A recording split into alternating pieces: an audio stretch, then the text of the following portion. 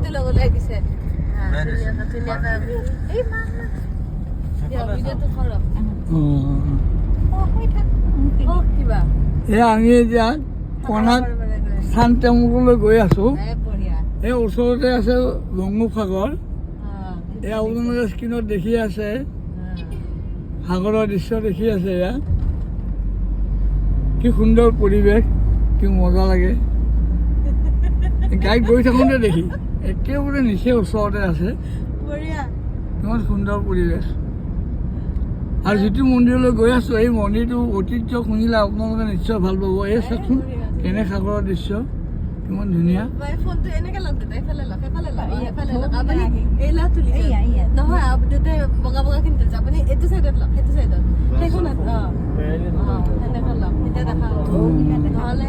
দেখা ল'ব সেনেকৈ লগ গ্লাছত বেৰিলে ল'লে তেতিয়া দেখা হ'ব নহ'লে সেনেকৈ দেখা হ'ব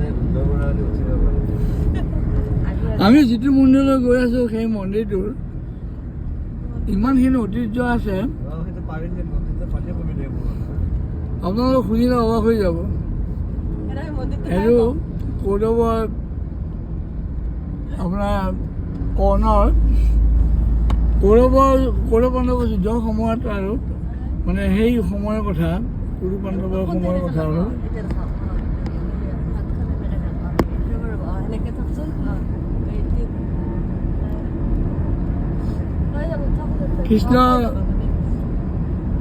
কৃষ্ণৰ পুত্ৰ শ্যামৰ কথা আছে তাতে আৰু ঐতিহ্য নিহিত হৈ আছে কৃষ্ণৰ পুত্ৰ শ্যামৰ দুৰাৰোগ্য অসুখত আক্ৰান্ত হৈছিল তাৰপিছত সেই অসুখৰ পৰা বেমাৰৰ পৰা তেওঁ মুক্ত পাবৰ কাৰণে বহুতো চেষ্টা কৰি আছিল পিছত তেওঁ উপায় এটি বিচাৰি পাইছিল সপোনটোকে তাত কৰ্ণাকত আমি কৰ্ণাকত গৈ আছোঁ তাৰমানে কৰ্ণাক ঠাইখিনিৰ নাম হ'ল আৰু তাতে এটা সূৰ্য মন্দিৰ নিৰ্মাণ কৰিবৰ কাৰণে সূৰ্যদেৱে তেওঁক নিৰ্দেশ দিছিল আৰু সেইমতে তেওঁ সেই সূৰ্য মন্দিৰটো প্ৰতিষ্ঠা কৰিছিলে আৰু তাত যেতিয়া তেওঁ পূজা পাতল কৰিছিলে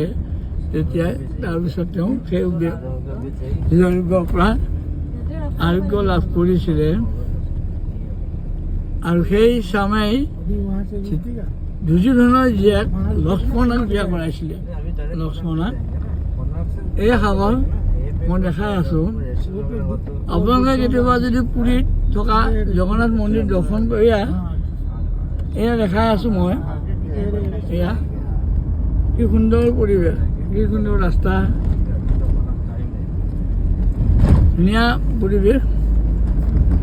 ৰাস্তা পদূলিও ভাল বতৰ ভাল আমি ইয়াত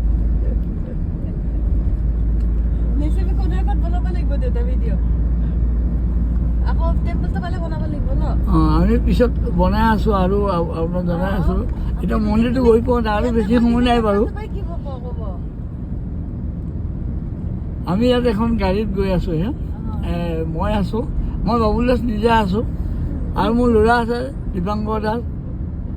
মোৰ মিছেছ আছে হৰিপ্ৰিয়া দাস আৰু বোৱাৰী কৃষ্ণাংকী তালুকদাৰ আছে আমি গোটেইকেইটা আহিছোঁ আৰু আমি তাৰমানে অসমৰ পৰা আহিলোঁ এটা